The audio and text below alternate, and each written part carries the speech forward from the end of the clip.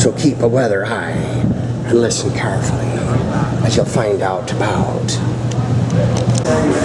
the most precious commodity.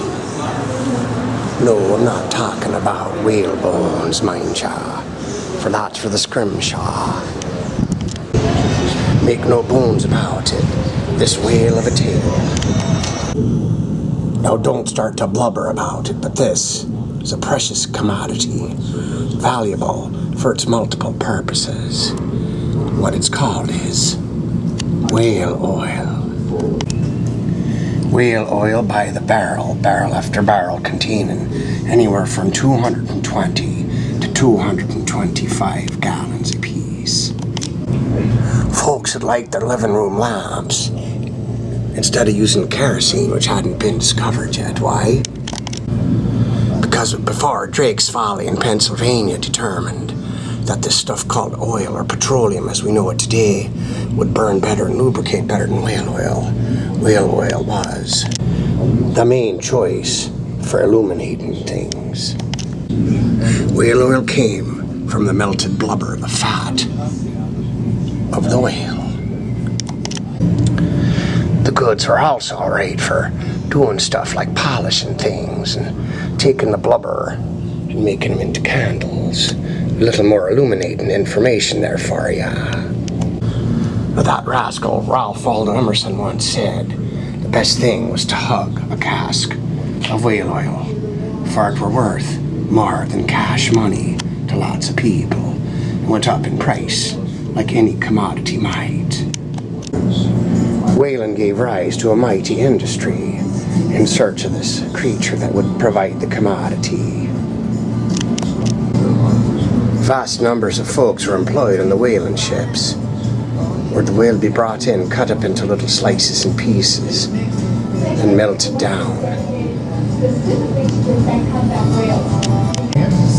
After the whale had been chopped up into mighty fine pieces of blubber.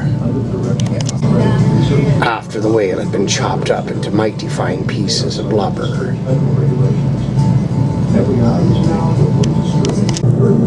Strips of blubber cut up like this from a pilot whale were transferred into mighty big iron pots, cask-like. They're called tripods.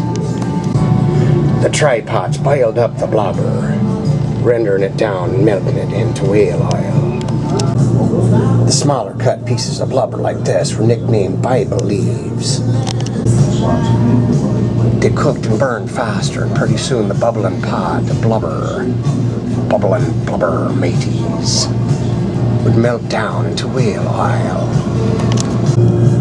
After boiling enough, the oil was put into a wheat and copper pot and then transferred into the barrels, of which Ralph Waldo Emerson so eminently spoke. Like so much in life, it all came down to money, whether you are a poet like Emerson or not. This here is another valuable whale commodity, looking like palm fronds. Rather large palm fronds. This was called baleen. At 6 cents a pound, baleen didn't bring much money. Whale oil was far more valuable. But leave it to the women's fashion industry to make the baleen go skyrocketing up in value. Women wanted to be Spartan hoop skirts, and their corsets to tighten their midsections required the use of the baleen as stays. Slightly different fashion notions from those of today, don't you think? A mighty sturdy material baleen was, and good for all kinds of utility purposes. Umbrellas, shoehorns, canes, fishing rods, buggy whips, carriage springs, and even carriage wheels. Flexible and durable, the baleen skyrocketed in price to $6 a pound, rivaling whale oil in value. Pretty soon it was the baleen that was the gold mine of the whale, and carcasses full of blubber were often discarded and left to rot out at sea. Whaling ships were a sight to be seen. And whaling was a bit of a dangerous, if not adventurous, if not even sporty kind of business. As they'd see the horn of the whale spouting, they'd cry up from the crow's nest, "There she blows." And down would go the whaling boats with their harpoons to skewer the whales and haul them into the ship to cut them up for blubber, or later get the baleen. Over 100,000 Americans a year would leave the country in the mid-1800s to go and become whalers, join a whaling crew.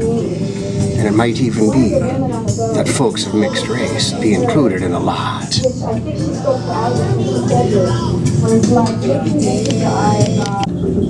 "'Twas a rough and hearty life.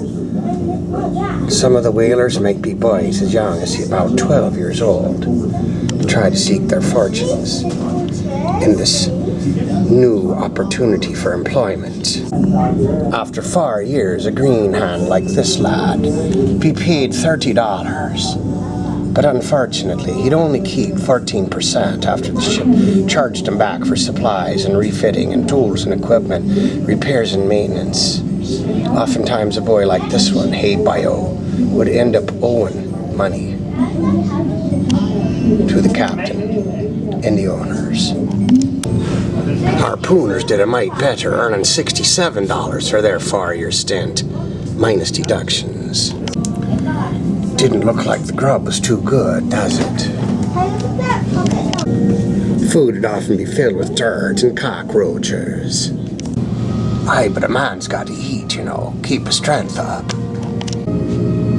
Don't you think? Fresh fish would be had on occasion, obviously. Little shark. No doubt the first mate ate better than the crew and netted himself $264 for the voyage.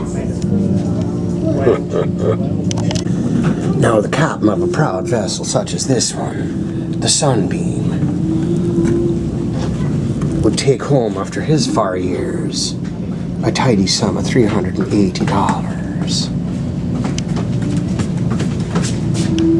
Up in the rigging in the afternoon, swabbing the deck and sharpening harpoons. Had a really great time, thanks. He was on camera. We're not ready yet. We're not ready yet. This here is a smaller vessel known as a bark, not as in what dogs do.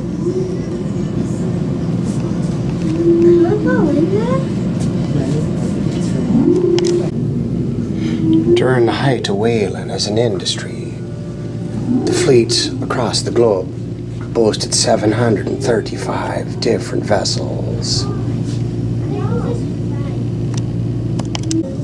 But several factors would hearken of the whaling industry, the first being the discovery of ground-based petroleum in Pennsylvania in 1856.